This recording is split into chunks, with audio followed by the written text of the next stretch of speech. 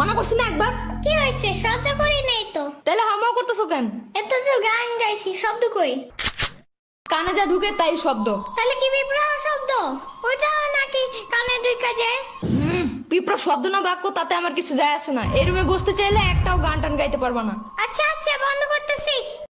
পানির নিচে ডলফিনটা তো জঙ্গলের মতন, হেডাটা জঙ্গলের মতন। আরে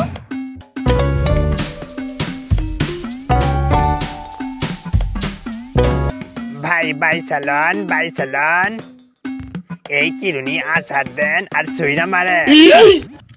দমরান মোচরান কিচ্ছুই হবে না, একদম লাইফ গ্যারান্টি।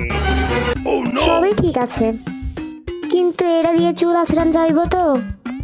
আরে বাবু, তুমি কি বলে এগুলা? আচরান যাইব না মানে? অবশ্যই যাইব। এই চিরুনি দিয়া চুল আঁচড়াইলে তোমার একবারে শাহরুখ খানের পোলা আব্রাম খানের মতো লাগবে। না না, এই চিরুনি আমার লাগবে না, আমার এখন বাসায় যাইতে হবে।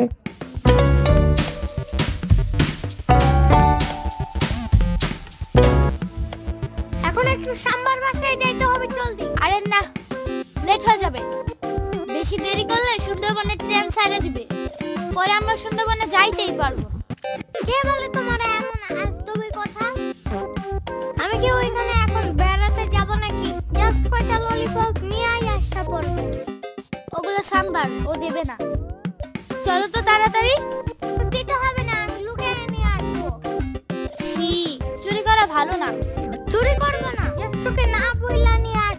তো চুরি কেমনে করে? আমি জানবো কেমনে? আমি কি চোর নাকি? যাও, জলদি আসবা। ইয়ামিনের বাচ্চা,